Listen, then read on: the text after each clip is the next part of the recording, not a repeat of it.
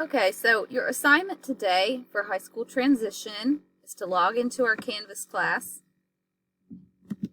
click on modules, and you'll see our January lessons at the top. I'm going to scroll down and find your grade level and begin working on the lessons assigned to your grade level. So for example, if you're in 9th or 10th grade, click on a lesson.